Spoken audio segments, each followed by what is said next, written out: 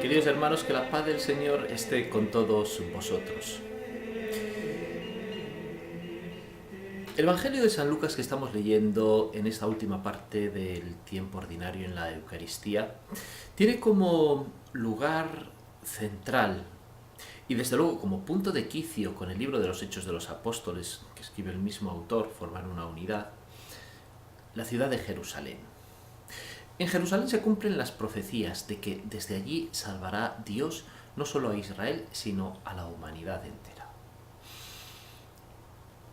En el Evangelio de San Lucas, gran parte de la estructura del libro está construido como una subida de Jesús a Jerusalén, porque él sabe que allí es donde va a tener que realizarse en él la salvación. Los israelitas efectivamente también pensaban lo mismo, que en Jerusalén se manifestaría el Mesías. Al final la manifestación del Mesías va a tener lugar en la cruz y en la resurrección de Jesucristo. Hoy el texto del Evangelio que leemos en la Eucaristía hay que encuadrarlo en este contexto para comprenderlo. Dice que Jesús está allí enfrente de la ciudad, podríamos decir, viendo la ciudad de Jerusalén, y se echa a llorar y dice: si al menos tú comprendieras en este día lo que conduce a la paz, pero no, está escondido a tus ojos. Y entonces ya Jesús profetiza: llegará un día en que tus enemigos te rodearán de trincheras, te sitiarán, apretarán el cerco, te arrasarán con tus hijos dentro y no dejarán piedra sobre piedra. Y aquí viene la clave de lo que dice Jesús. ¿Por qué? Porque no reconociste el momento de mi venida. Cuando Jesús está diciendo esto, hacía poco tiempo se había terminado de construir el tercer templo de Jerusalén, el templo que construyó el rey Herodes. 40 años tardaron en construir aquella maravilla del mundo. Pero en pocos años, en el año 70 después de Cristo, probablemente unos 40 años después de la muerte de Jesús, esto que dijo Jesús se iba a cumplir al pie de la letra.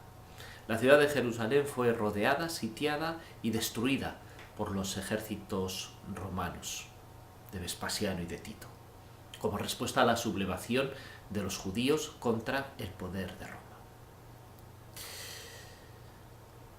Yo creo que hoy haríamos mal si interpretásemos este evangelio solo como un hecho histórico que, bueno, profetizó Jesús.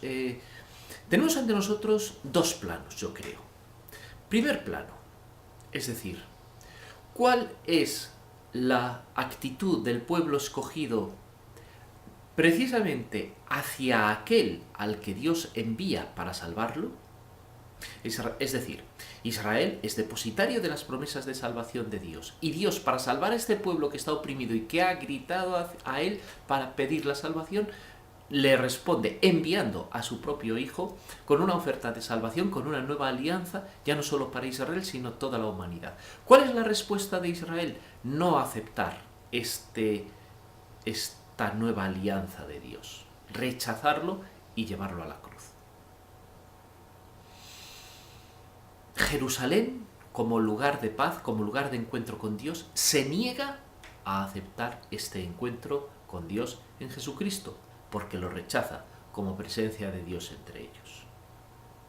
Las consecuencias son la destrucción de Israel. Pero lo principal es la causa, el aceptar o no aceptar a Jesús como la presencia salvadora de Dios, porque evidentemente hoy, que es el segundo plano al que quería referirme, no estamos hablando solo de una perspectiva histórica del pasado, de lo que estamos hablando también es de nuestra actitud ante Dios en Jesucristo. Es decir, ¿Jesucristo es o no es el camino de nuestra salvación? ¿Jesucristo es o no es nuestra posibilidad de vida eterna en Dios? ¿Jesucristo es o no es Dios salvándonos? Porque efectivamente, como sucedió en tiempo de Jesús, nos puede incluso parecer muy simpático y muy aceptable la doctrina de Jesús, pero puede, como sucede hoy muy frecuentemente en nuestro mundo, que no lo aceptemos como Dios salvándonos. Y esto es una decisión que Dios deja a nuestra entera libertad, el aceptarlo o rechazarlo. De tal manera que esta actitud de Jerusalén, de aquel Israel que rechazó en Jesús, se puede, y de hecho se reproduce muchas veces en nuestra propia vida, rechazando a Jesús. ¿Y qué es lo que sucede? Que si rechazamos a Jesús, nuestro horizonte es la destrucción, es el fracaso existencial. Sí, es así de duro, el fracaso existencial, porque nuestra existencia tiene como fin el alcanzar y llegar a Dios, que para esto nos ha creado.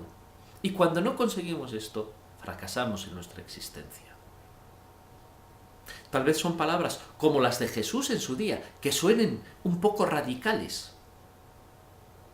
Pero para nosotros, cristianos, la verdad última y definitiva es esta alianza de amor que Dios ha hecho con nosotros y que nos ofrece y que estamos llamados a aceptar o rechazar libremente. Un último detalle. Jesús llora. Dios no quiere la perdición, le duele la perdición de los hombres. No solo de aquella ciudad de Jerusalén y de aquel Israel. Le duele cada vez que le decimos que no. Que el Señor nos conceda de todo corazón decirle sí en Jesucristo. Y que su bendición nos acompañe en este día en el nombre del Padre y del Hijo y del Espíritu Santo. Amén.